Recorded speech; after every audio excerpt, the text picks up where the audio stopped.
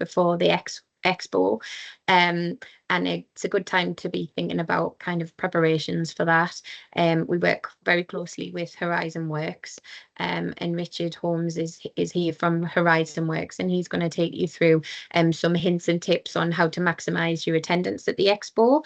And then I've got some slides towards the end to talk about some of the more logistical kind of ones linked to the expo, like times you can set up, any questions you've got, opening times, expectations, what you get with your stand in case you're not au fait with that.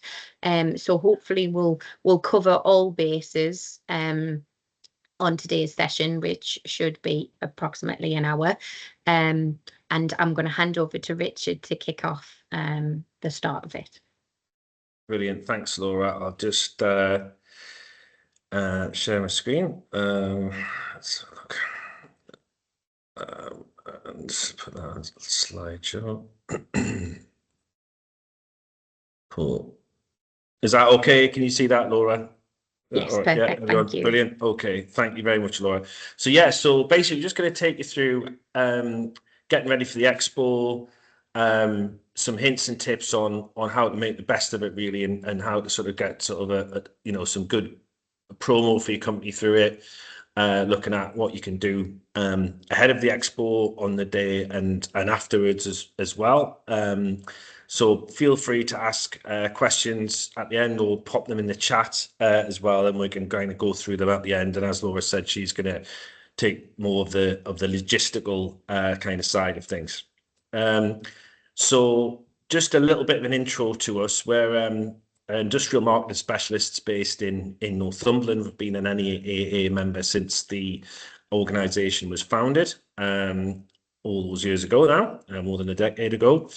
And we help technical companies succeed in complex sectors. So we focus on kind of manufacturing, engineering, and tech for those industries as well. So we work with kind of precision engineering companies in advanced manufacturing, companies working in that space, and also we support the NEAA with a lot of their marketing too.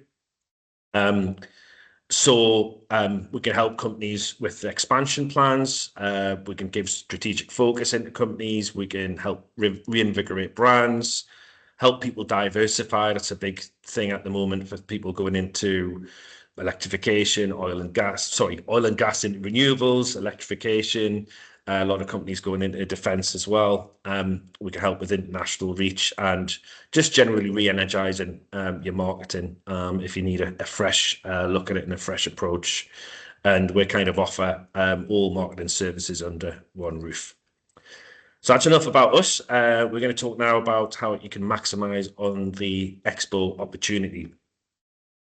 So first up is really important part, and it's something that some companies kind of leave till right at the end, and don't give them enough time to do that, which is planning the presence. So you've got to start asking yourself some important questions at this stage if you haven't already. And one of the fundamental things is, what do you actually want to get out of it? Do you want to get new leads out of it? Do you want to target specific companies? Do you have specific people that you want to engage with? Do you want to just build a profile and get out there? Do you want to launch a new product or service and get some attention and some eyes on that? Do you want to actually look at, more of a case of kind of partnering with companies and actually looking at potentially getting some suppliers to your company, because you've got some particular challenges that you want to address, and actually need suppliers rather than selling in people. So there's lots of reasons to go to the expo, but you need to kind of focus in on strategically on what you actually want to get out of it. And you also need to think about planning your stand layout as well. So what you're going to showcase at the event. So the design of your stand, so what your banners or shell scheme is going to look like, what your kind of display items are you going to have on there? Are you going to be looking at displaying some components? Are you going to be looking at displaying some software on like an iPad or a laptop or a screen? Start thinking now, if you haven't already, about all of those things, because they will creep up, and you don't want to just have a few days to go until the expo and thinking about this sort of stuff. So what we do, and I think is really good practice, is to put an event plan in place a good few weeks or months, if possible, ahead of an expo. So looking at who's responsible for what, the timings. You know, what are the key dates ahead of the expo that you need to get things done by? So that might be getting things printed, getting things ordered for merchandise. Thinking about logistics as well. So how are you going to get there? Have you hired a van if you need to? Whose car are people going in? Can you share some transport? Or are you going to need to book a hotel? And who's going to be there on the day and what times are they going to be there? So all of those things need to be kind of put in place. So again, you don't end up scrabbling around in the weeks up to the expo thinking, you know, we need to get someone off holiday to come and cover this expo. You know, you need to get these things sorted now. Think about who you want to meet at the expo as well. So, or you want to meet particular exhibitors, particular buyers that are going to be there, or the people from OEMs that you want to meet. Have you got individuals that you actually want to see there in your network? So the people that you could maybe talk to ahead of the expo and arrange to meet for a coffee. Some really good meeting spaces at the Beacon of Light, where you can just there's a cafe area and stuff where you can just have a chat with people. And there's downstairs as well. There's plenty of sort of networking room. Really good, really useful to do that. Crucially as well, what do the organisers require? So has you given everything to Laura that you need to give it to her ahead of the event? Because she's going to be on your tail if you don't. So make sure that you've looked at the exhibition manual, you've looked at what Laura has sent through to you, and ensure that that's all in hand. So things that you need to consider, things like if you're ordering the wall panels for the shell scheme, your expo guide entries, getting that in, and a risk assessment form if you're part of the technology showcase as well. So we're going to move on to how you can promote your participation at the expo. So that's about kind of, making people aware that you're going to be there, to encourage people to get onto your stand, to meet with you, and also to educate them really ahead of the expo about what it is you actually do, so that they're familiar with you before they actually meet. It does work wonders, and it's something that, we've been to events where people have come up to us and said, know what you guys do, have seen you on LinkedIn, want to have a conversation about this kind of support or that kind of support. And great, some of the hard work's already done by that stage. So something that you could think about in terms of promoting is starting to send out some invites now to encourage people to meet you at the stand. You might want to do that by email. We might want to do that by LinkedIn if you've got an email marketing system. That's a good way of that's a good channel of for sending out invites and just sort of letting people know that you're going to be there, what you're going to be demonstrating, and showing and putting out that invite of, come over to the stand or get in touch sooner and we'll get a coffee. If you want to talk to us about these kind of solutions that we're going to be exhibiting at the expo. LinkedIn as well is a good way of doing that. So you can send some personal invites in LinkedIn, again, to people who you think might be at the expo. And also thinking about, if there's people that customers, partners, suppliers that are going to be there that you want to catch up with, and you want to touch base with, it's a great place to do that. The Automotive Expo brings a lot of people together. So don't forget that, actually, potentially there could be a lot of your contacts in the same place for one day, potentially from, across the Northeast, but around the country too. So it's a great place to just get in a few meetings. Again, it's something that we use the expos for as well. So social media is a really powerful tool in promoting participation. Obviously, I think, most people in this industry now have kind of LinkedIn accounts for their companies and personal LinkedIn accounts. And there's also, things like YouTube and X to an extent, but certainly LinkedIn is the primary social media channel now, really, for business to business. So start using that if you haven't already to promote your presence. Laura has sort of provided some collateral, some marketing images and things like that you can use to promote your presence. But also, you might consider some specific things for your company, like a video or an infographic or a product demonstration, something like that, that you could put out on LinkedIn that could really kind of bring your company to life, bring your products and solutions to life, and start getting people really interested in what it is you're going to see. And you'll see more of that in the weeks going up to the expo. Also, don't forget to put the expo on your website as well. So you might have a banner on your homepage where you can plug it, or you might have an events page or a news page or something like that. But if you've got that opportunity to add some content to the website, even if it's just date, time, location, we'll see you there. Just remember that your website's your shop window, and to make sure that you've got a presence for the expo on there. And simple actions as well, as well as putting something on your website, just plugging the event below your e-signature. I mean, how many emails do you send out a day, or a week? How many are you going to send out between now and the expo? Every single one's an opportunity to tell people that you're going to be there.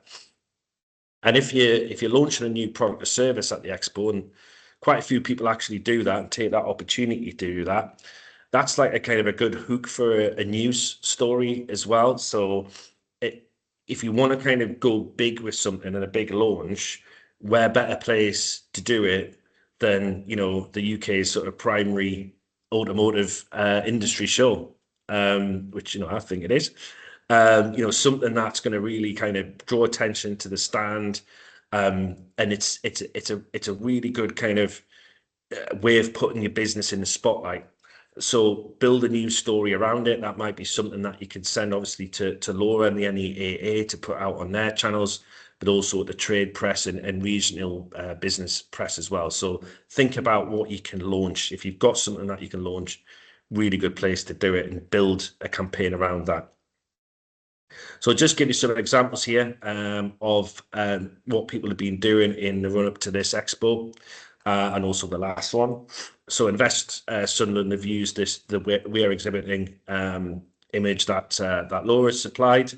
Easy to use. Drop that in, and then just talk about what you're going to be, what they've talked about, what they're going to be doing, where they're going to be at the expo, what stand they're going to be at, and giving people an opportunity to pop along and see them.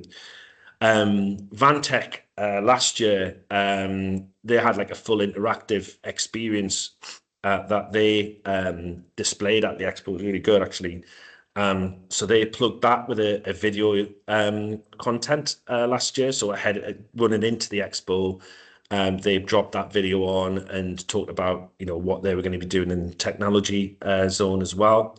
And as I say, video content is really effective on LinkedIn. And then TR Fastenings used a sort of pretty cool idea of showing kind of what they supply with a kind of cut out of a vehicle. So again, they've used the Expo logo, then they've put the date in there, everything, the key information, but actually starts to give you a feel of what TR Fastenings do by using that kind of car image. So again, just thinking about what imagery you can use that's going to grab a bit of attention and explain what you do.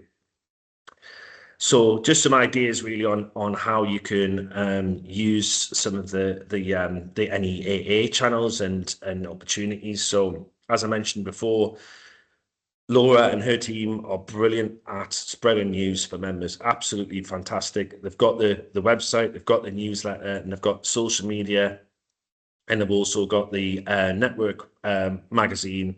I think there is an edition coming out before the expo as well. So get your submissions in for that. They're great opportunities to start getting in front of any AA members. And would really, really, if you're collaborating with another member, or if you're launching a new product service, or you've got investment into your site, or you're taking on new people, whatever it is, great way of spreading the word to the NEAA community. Also, just simple things like making sure your NEA website listing's up to date as well. So if there's been a bit of a change in the company or new contact details, or you're offering some new services, go back in and update that ahead of the expo, so that if anyone's looking for you on that members directory, they're up to date with what you can do. And also, the NEAA also offer an e-shot, so like a kind of a branded e-shot that can be distributed to members through the NEAA. So that is a paid for opportunity. But again, it's actually a good way of getting directly into fellow members' inboxes ahead of the expo. So just a few ideas about promoting participation. So we put a story out in our about our new brand, which you can see on our slide deck, which we launched earlier this year. So we put that into the NEA newsletter in August, and they very kindly ran that on the website, which was great. And it looks good. There's an image there, there's plenty of text, and there's links over to us, which is great, and really would strongly advise that you support that newsletter. And then that sort of members section on the website, if you're not familiar with it, it's got all the logos and all the kind of the info on each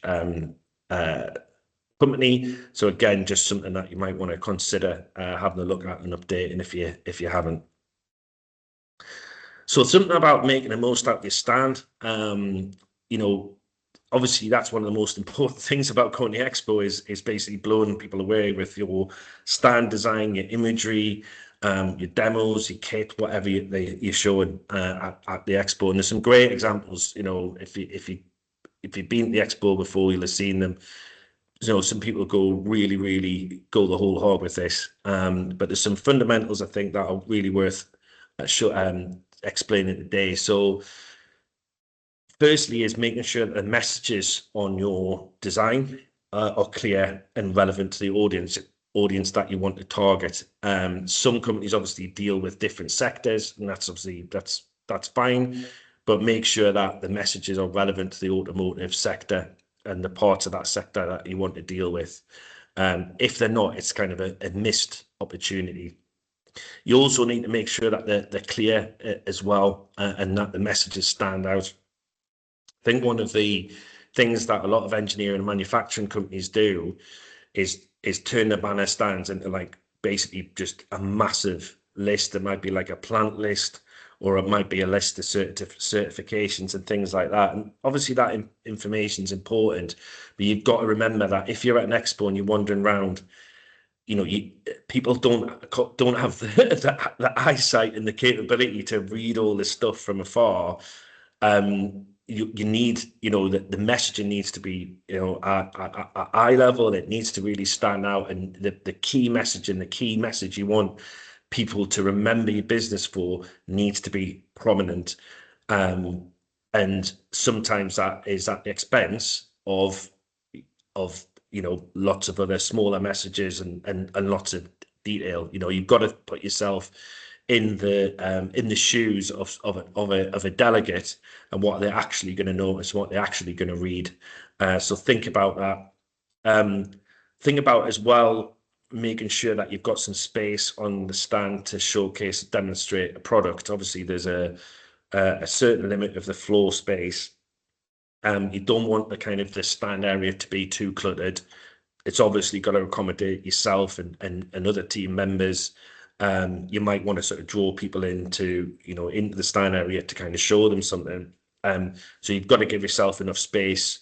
So it might be a case of use a kind of a poser table to put things on, or some shelving or something like that.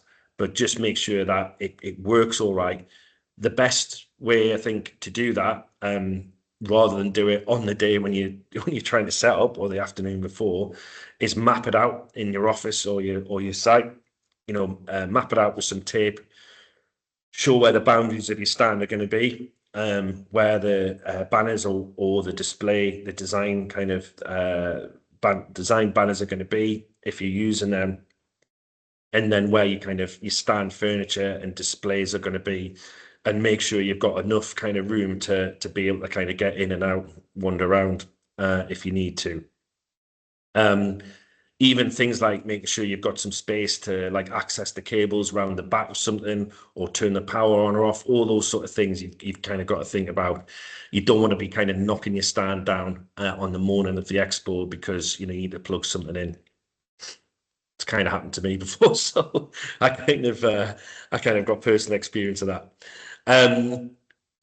From a design perspective, you need to make sure as well that your stand materials are correctly branded as well. So again, thinking about, have you updated your brand recently, and is that update reflected on your banner stands and things like that? Sometimes people will put their banner stands in the back cupboard and then put their brochures in the back cupboard and forget about them until the next trade show comes up. The week of the trade show, bring them out and think, oh, we don't do that anymore, or that product's obsolete, or well, actually we've changed the brand, or actually we've been taken over by another company, and we need to have that on the literature and on the stands, and we haven't got time to do it anymore. So thinking about that is important at this stage as well. Also think about what you might give away. So is there something that would work well with the expo audience? Is there something that they could engage with actually, like on the stand, something that they can interact with? That's pens and pencils and things like that. They're fine, but is there something that's a bit more memorable and something that's a bit more unusual? I've seen all kinds of things on stands. I mean, right from kind of the coffee flasks and things like that engineers like, to kind of safety gloves, to like USB banks, to sweets, lots of like cool stuff, but people will go kind of and take it to another level as well. So good way of doing that is to just think about other expos you've been to, get a feel for what works well. Think about what might be handy for someone to have, like, on the desk or in the car or something like that, something that they can take away with them that's got your brand on it. And that would be something that, would stick around, I think is probably the message there. So just a few examples of last year, and what people did with their stands. So Omron had a robot. It's always great to have a robot, because people like robots and like interacting with robots. But also you can see that their stand, sort of their branding and everything, is very kind of on point, and is kind of, it's all kind of singing from the same hymn sheet, if you like. Bottom left, what those guys have done, is kind of use the TV screen to demonstrate products. They've kind of kept their giveaways quite minimal on the table, but if you look at kind of how they've done their banner stand at the back, they've kept the points very simple, with the use of icons. They haven't done a huge list and loads of bullet points. They've just kept it simple so people can instantly see, right, okay, this is what these guys do, without kind of having to read War and Peace. Manison there as well, workwear.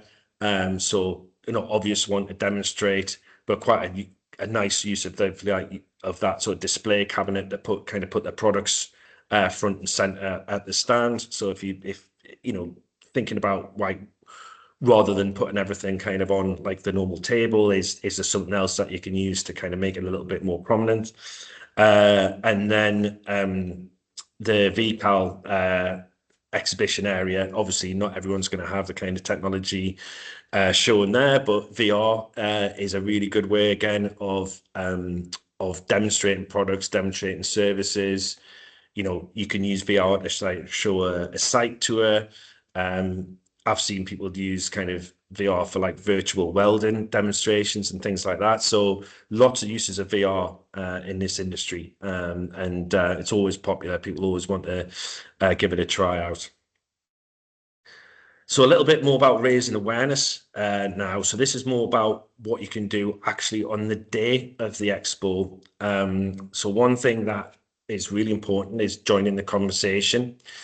I really like to see a sense of community at the expo. You know, we're all around to sort of help each other and strengthen this amazing cluster that we're having in the Northeast.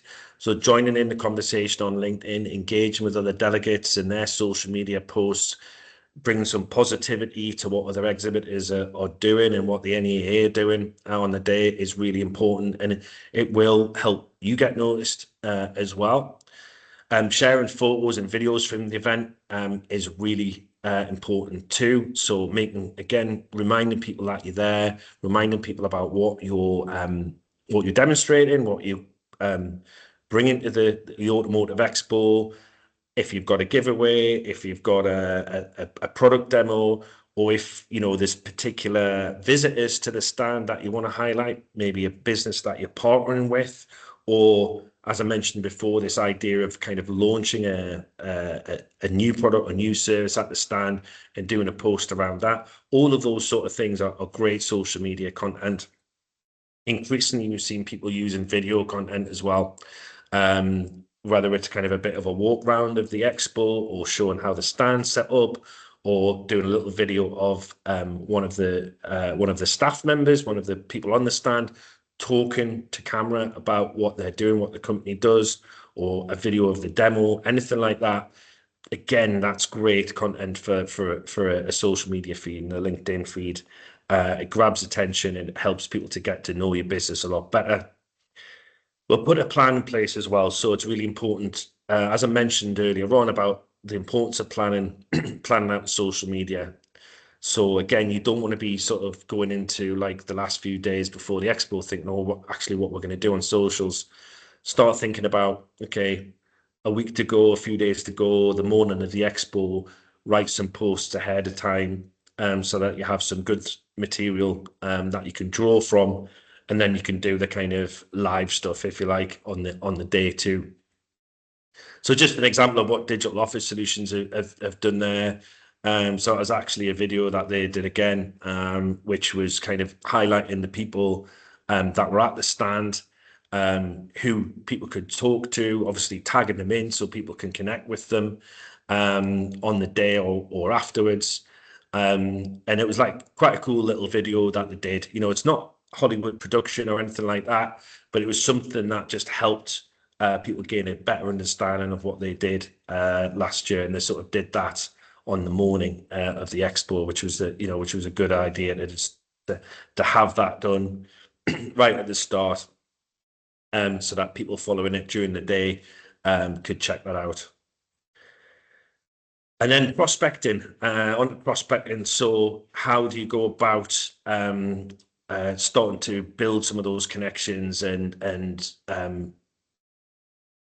getting some of those kind of those leads from the expo? So doing some research ahead of it, using that hashtag #NeAutoExpo on LinkedIn. You can use that to find out sort of who's exhibiting. Obviously I think the exhibitor list is close to closing. Is it, Laura, now? Is it close to confirmed? We've got exhibitor list online. Oh, great. And Okay. I will reshare as well. Yeah. With the materials from today. Brilliant. Yeah. So we've got that exhibitor list now that's available. So obviously, if you want to talk to fellow exhibitors at the event, that's a great place to start. If you want to kind of do a little bit more of a deep dive into that, obviously, again, LinkedIn is a good place to start in terms of the company pages and personal pages to get a bit more information about what they do and potentially how you could help them. You can start as well at this stage. I mean, we're only just over a month away, starting to connect with people ahead of the expo, and arranging some meetings there. Even if it's just a sort of a look, we'll see you for a coffee. We'll meet us at the stand and we'll do you a demo or something like that. But just starting to make those kind of connections now and have those conversations now puts you into people's heads and starts building up like that kind of timetable really for you ahead of the event, where you know who you're going to be meeting and when. And lastly, if you want to kind of start building up that relationship as well, engage with other exhibitors ahead of the event. It doesn't have to just be on the day, but if there's businesses that you've worked with in the past, people who through the NEAA network, you can start to engage with them online now. And kind of that helps also to build your visibility with fellow NEA members. So there's a few weeks to go. There's some great opportunities to build that kind of presence up as well.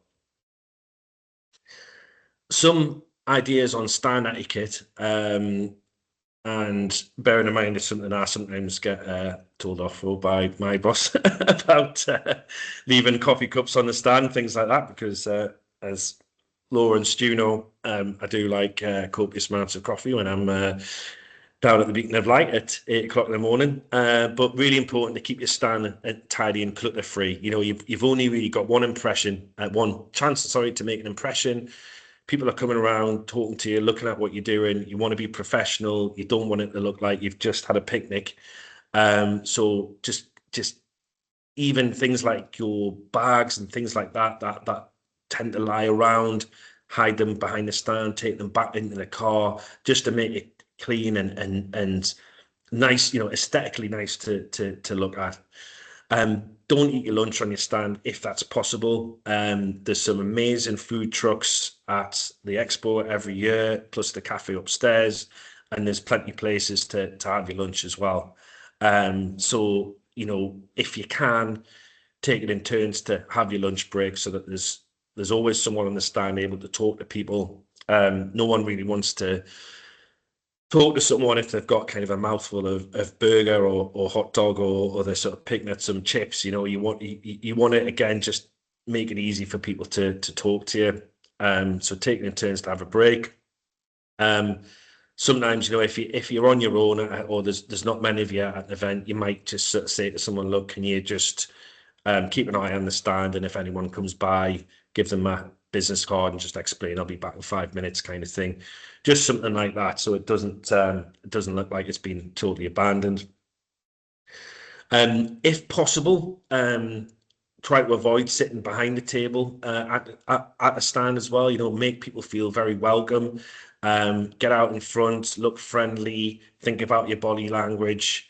Even if just saying hello to people, how's your event going? Why are you here today? Are you having a good event so far? Just trying to, look friendly, look engaged, and look happy.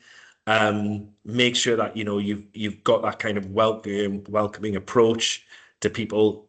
Again, sometimes go to events. I mean, North East Automotive Expo is great for this. Is really good, and people are very engaged. But sometimes you go down to events at like the NEC or something like that, and you see a couple of bored-looking engineers behind the table, just looking at their phones and having a coffee, and just not engaging with anyone, expecting, I guess, people to just come over to them and give them a big fat contract. It doesn't work like that. You've got to engage. You've got to get out into the aisle that you're in and chat to people. Don't leave the stand unattended either. You could miss a lead.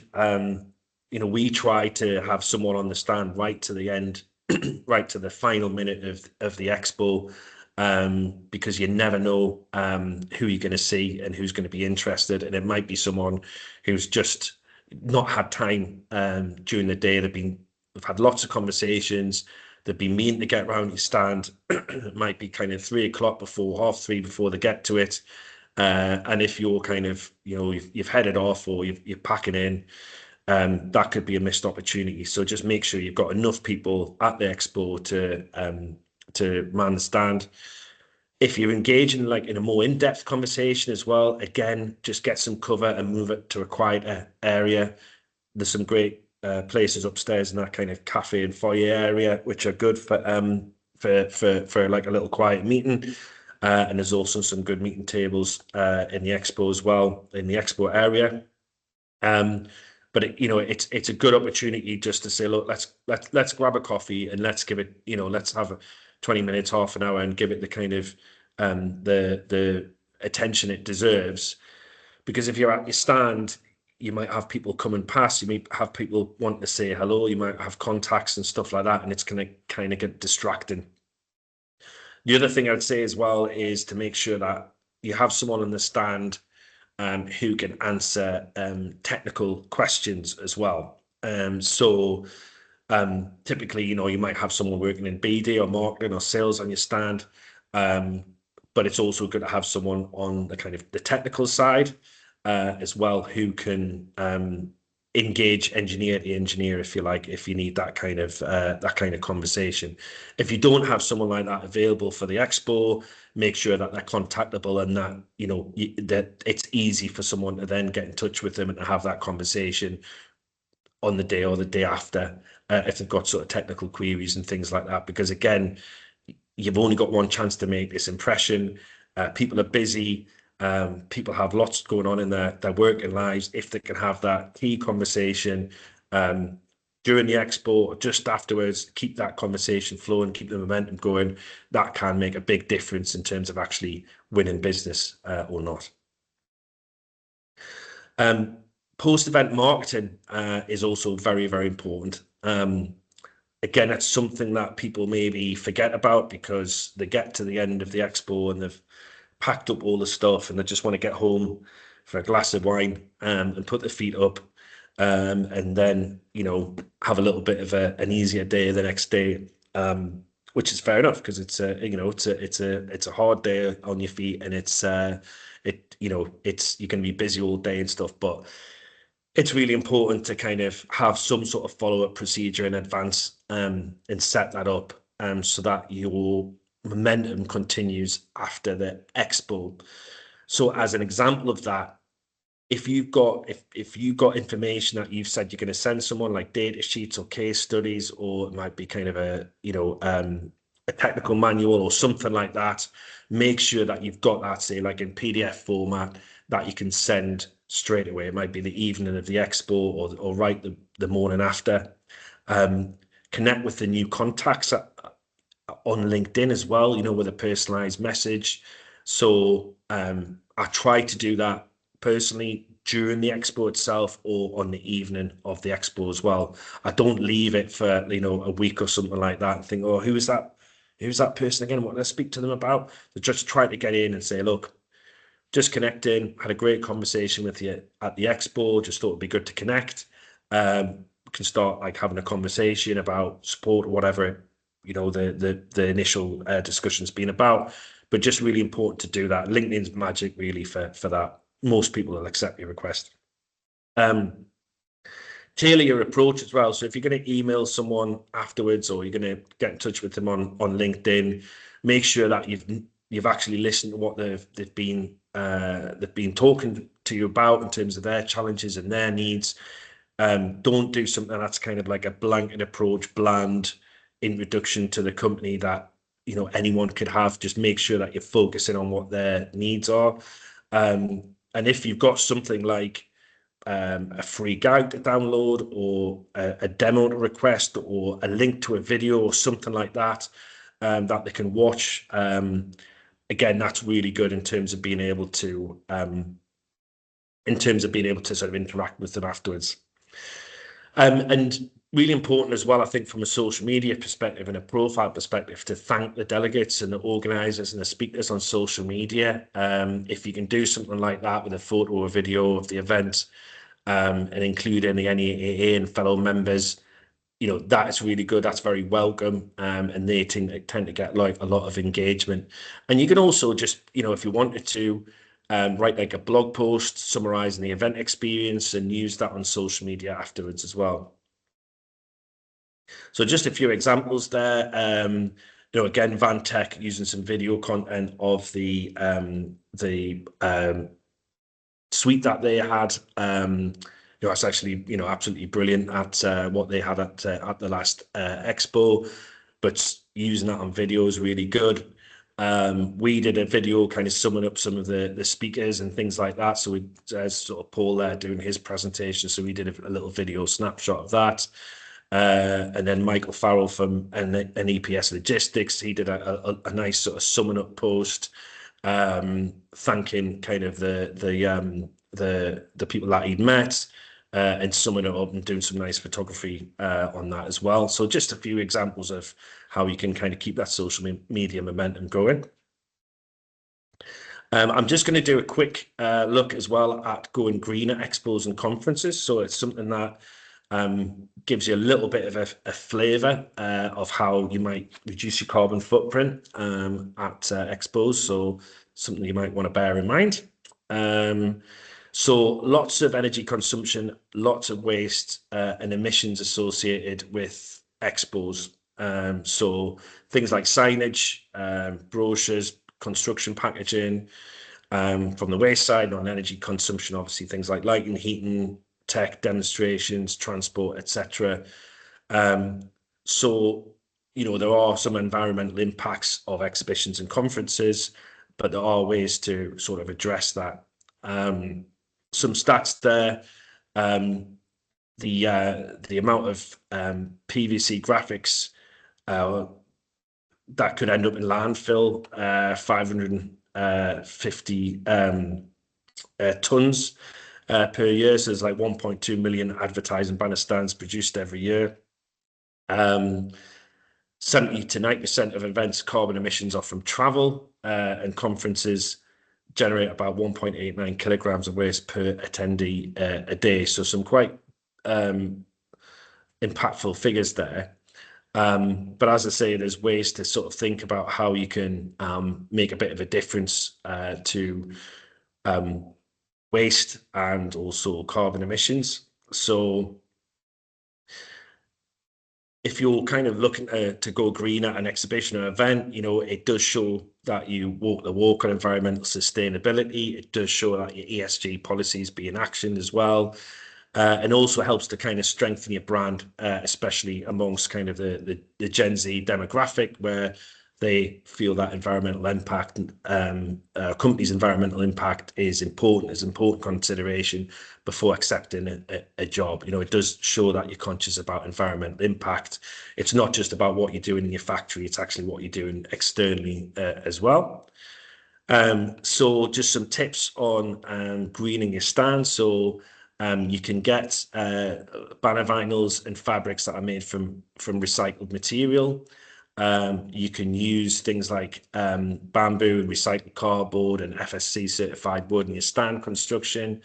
You can use LED lighting on your banner stand as well. I mean, most banner stands do have LED lighting now, but just to, you know, thinking about if you're ordering extra banners and things like that for your stand, you might want to look at what they're actually made out of and get the most eco-friendly options possible.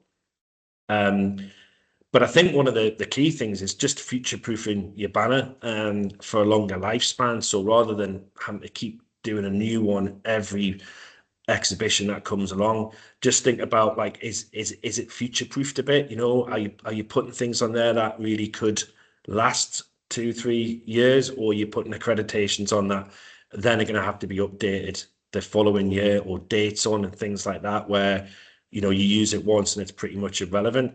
You can also kind of reskin your banner as well instead of ordering a new system.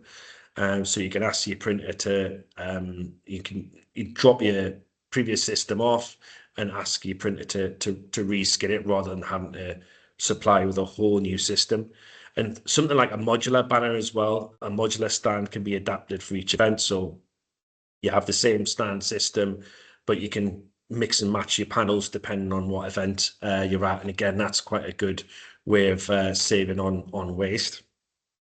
Some simple things that you can do, if you're printing brochures or flyers, do it on recycled paper.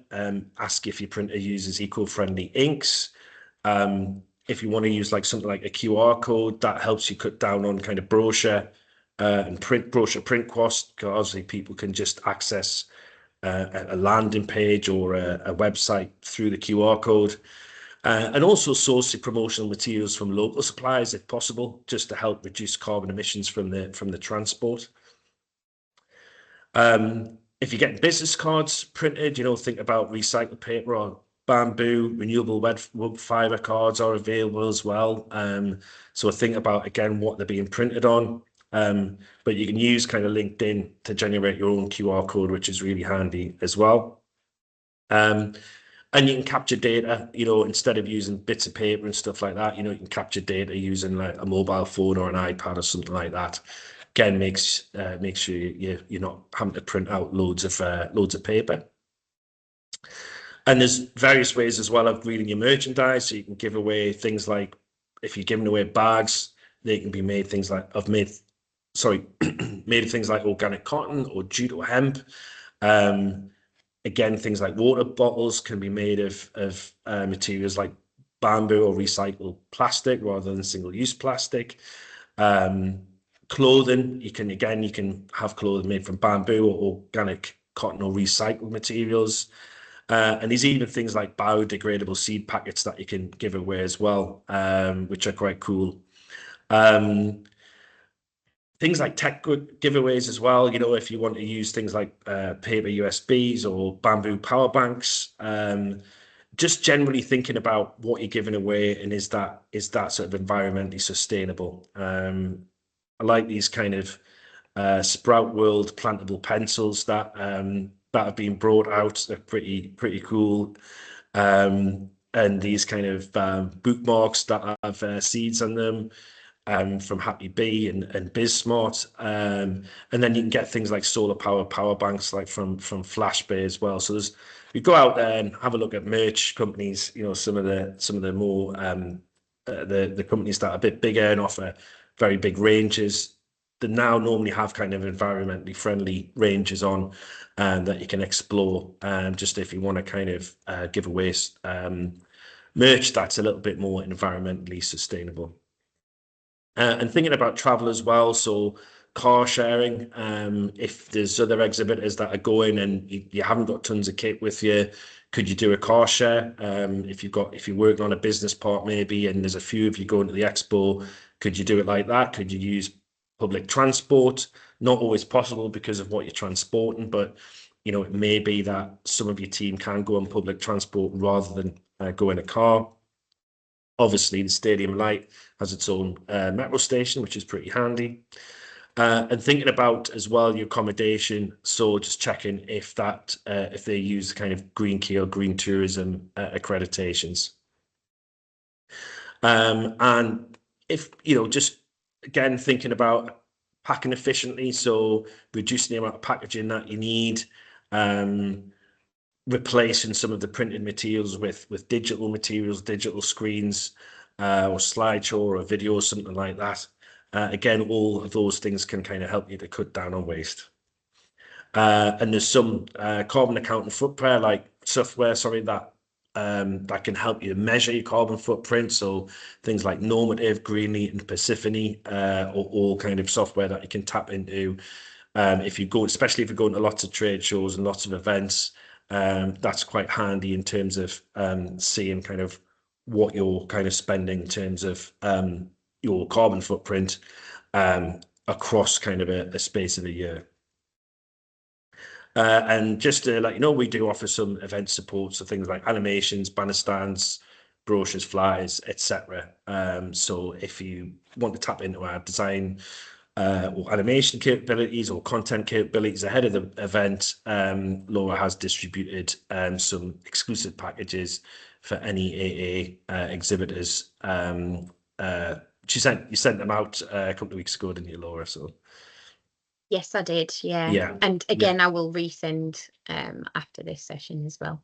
great. And that's all from me. So Laura, do you want to go through your logistics slides and I'll stop sharing?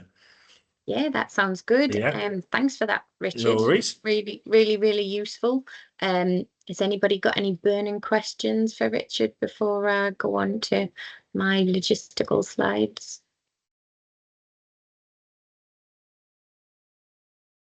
No. No. Well, like we've said, we will share it as the webinar recording afterwards as well. So obviously, if you need to share it with anybody within your team who's going to be attending the event, it may be useful as well. So a couple of slides from me just on more of the kind of what you've got with your package, etc. In case you're unfamiliar. So obviously those that have got a shell scheme at the expo, usually they are 3 by 1 meters. We have some 2 by 3 meters, and some people have taken two side by side, which makes it a 6 by 1 meter.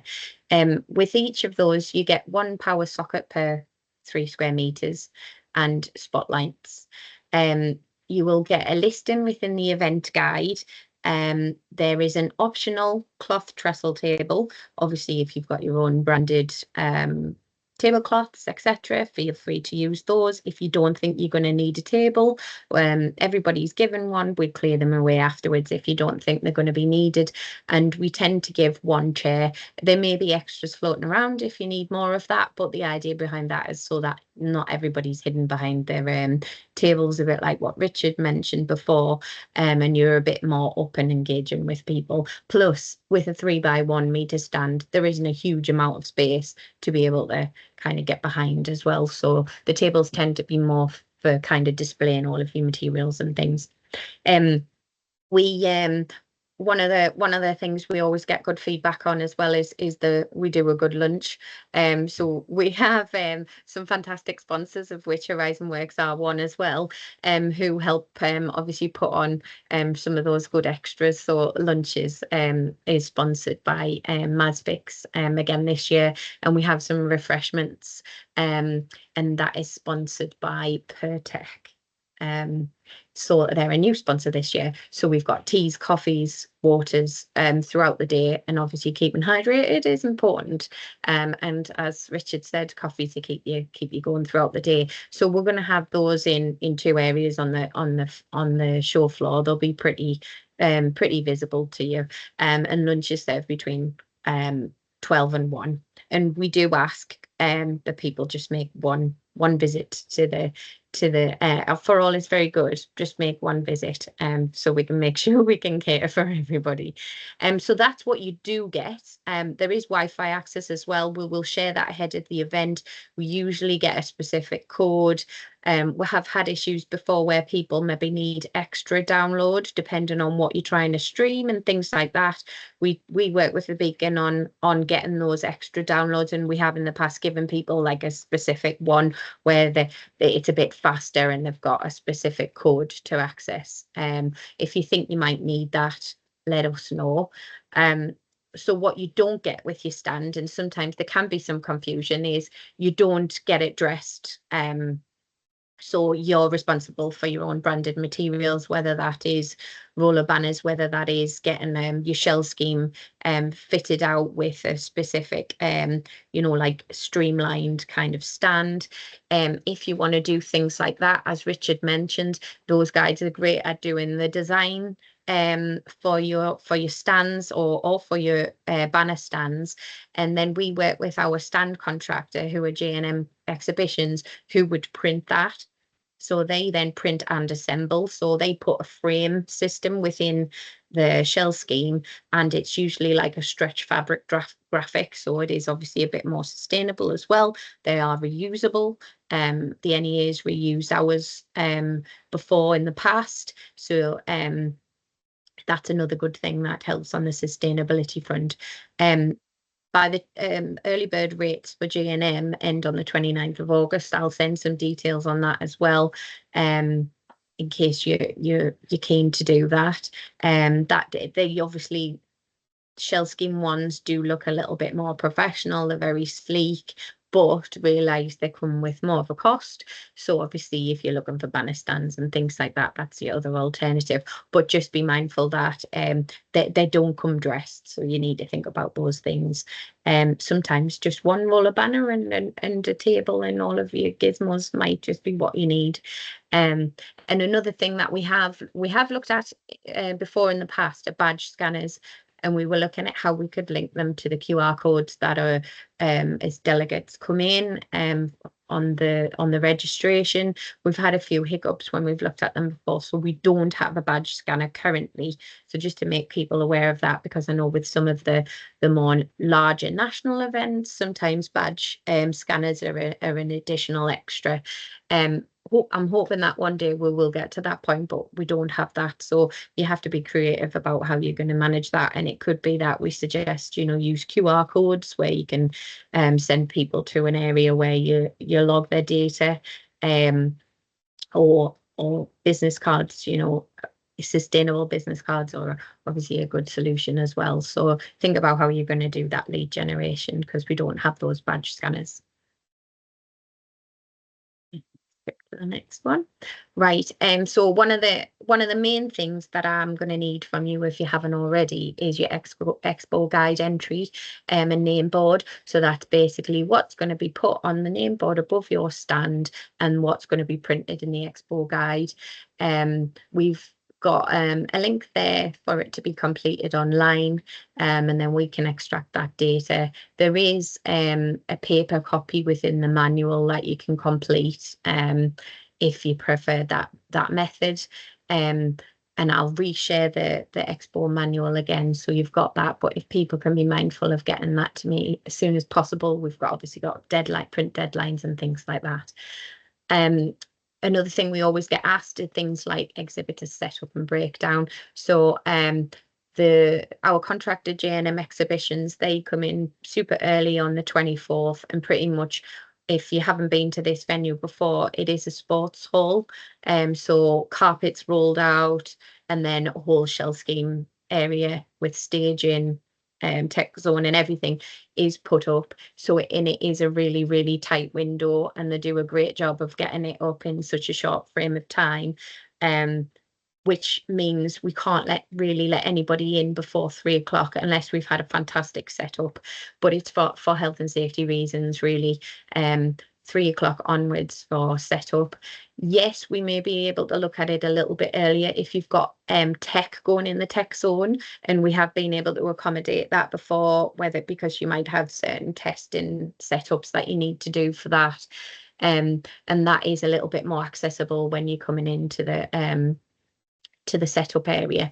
But generally for exhibitors, it's 3 p.m. onwards, and I tend to say I'll be there until the last person is there on that evening, depending on how long people need. And then obviously the other alternative is set up on the morning if you haven't got too much to bring. And again, we say between 7 and 8:30 on the event day for setup. So if you're arriving on the Wednesday to do some setup, you can come into the rear service yard, which is behind the beacon. There will be people, car park attendants, etc., directing people, and they'll be there on setup day as well. And what we ask you to do is come into the service yard, drop off any of your heavy items, and then go away and park your car up, purely so we can allow other people to come in and do exactly the same. Because if you're blocking that area, then it becomes a bit of a nightmare trying to allow people to get in. And often we also have to manage around Ramside Catering, having all of their vans there as well, ready for catering the next day. Sorry, Stu, I've just seen your hands up there. No, it's just a little point. I think it was last year, I got absolutely drenched. So just be prepared, take a brolly, and at the end of the day, if you're gonna arrive like a drowned rat, which is what I'd done last year. So I made a mistake of not doing that. So just be prepared. It's not always great weather. And that sounds like really common sense, but I didn't think about that last year. I know. I think maybe make sure if you've got, it's not just you, it's your kit as well. Yeah. So make sure if you've got sort of electrical items or whatever, just make sure you've got some covers and things like that. Because I remember one year, I don't know if it was last year, moving the telly, and the box of the TV box top wasn't closing properly, and I was kind of trying to cover it over because of the rain coming in and stuff like that. So and it's still a walk, isn't it, round to that front end in the morning, and even when you're getting in. So it's not ideal in certain circumstances. So if I see any drenched rats that I know, I'll say it. Well, you know that webinar.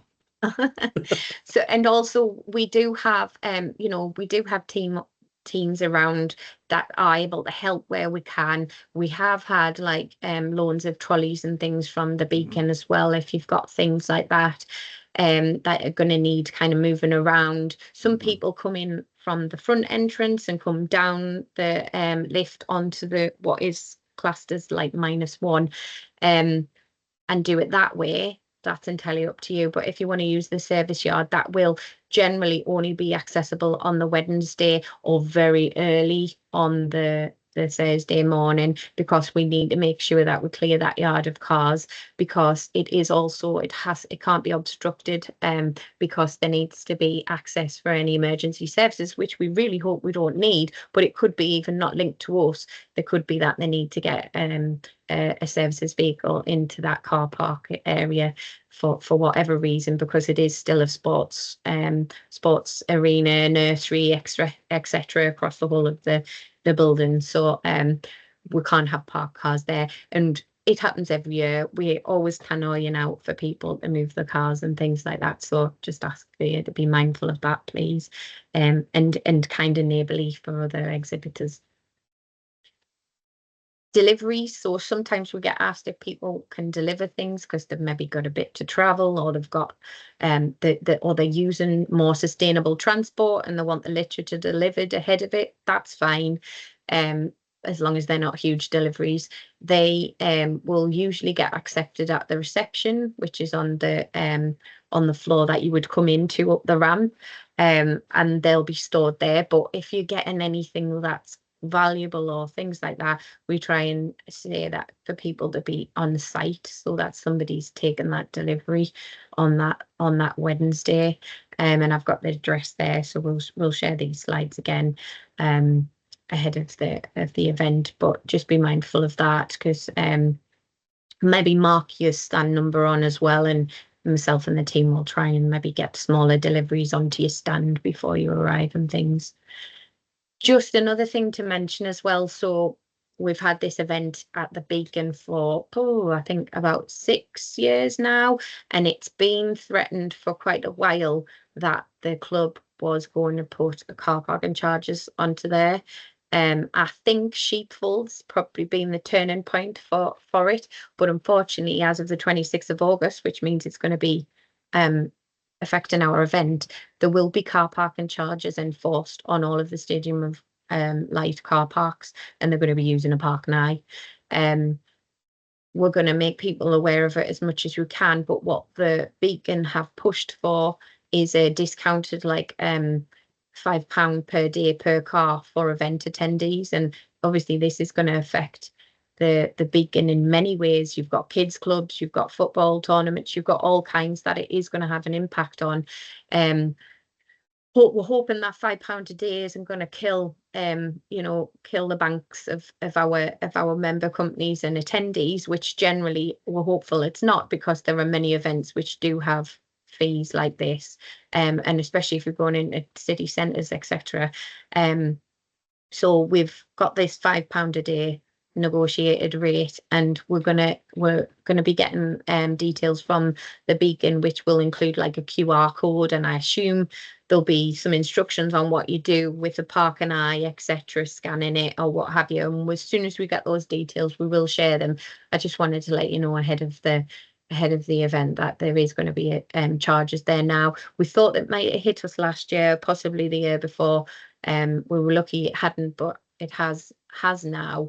And like I say, I think the fact that they've now got sheepfolds and a lot of things starting to go on in that area, the club have got cute to obviously what extra they can get from that.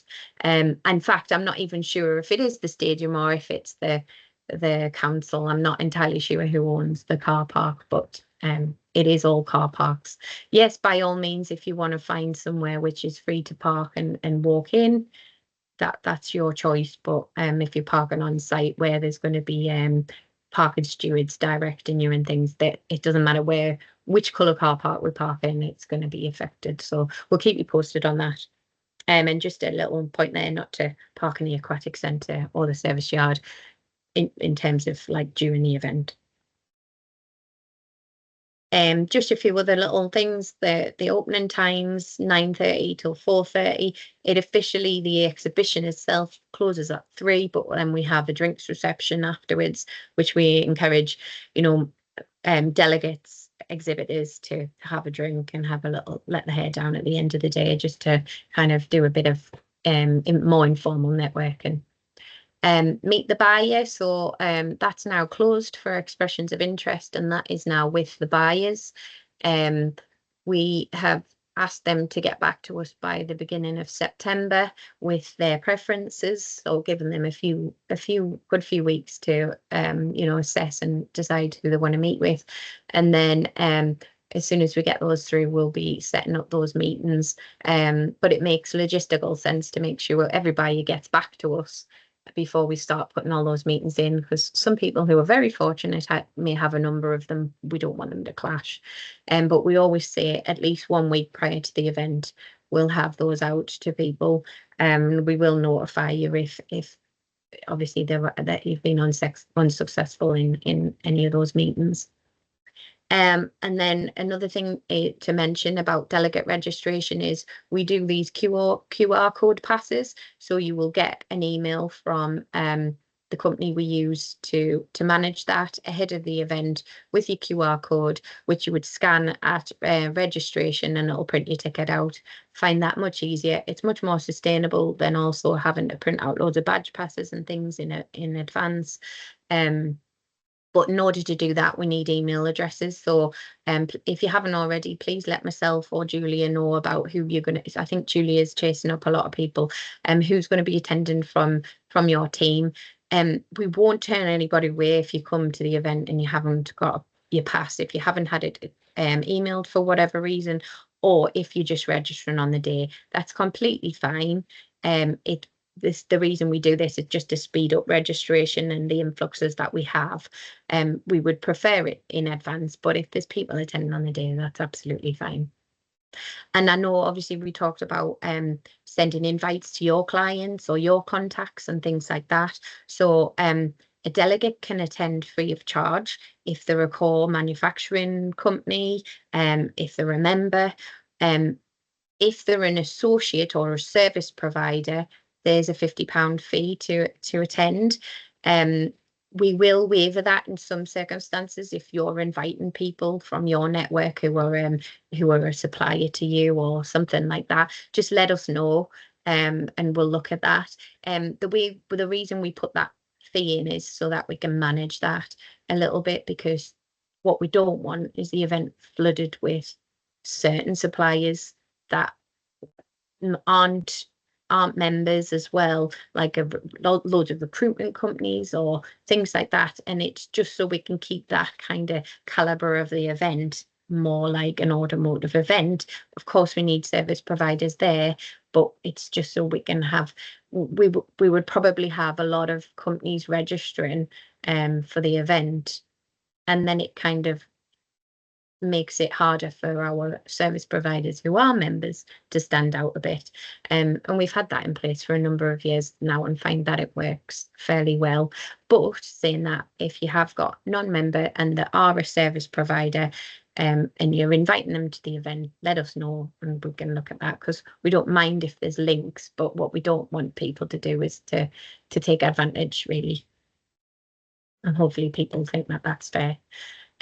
Obviously, Richard mentioned a lot about promoting your event. We would love to hear about if you've got any product launches, any demos you're doing, any competitions. Let us know in advance and we'll put them out on social ahead of the event. We're starting to push out all the things that we're having in the technology zones and all the different kit that we're going to have there. So it's a good time to start feeding that through to us, and we'll schedule that in and push it out across our social channels. If you have a piece of kit in the tech zone, we need to know what it is so we can make sure that's in the expo guide and anything else ahead of that. Because of a bit of a reshuffle, and us potentially not having our teleops rig there this year, there is about a 2x3 meter space become available in the tech zone as well. So if you've got a stand and you think, oh, I'd quite like to bring this bit of kit, but actually it might not fit on the stand and needs a bit of space, let us know, because we might be able to accommodate that in the technology zone as well. And I think that is about it from me. Hopefully I've covered off some of the main points, but if you've got any more questions, now's the time.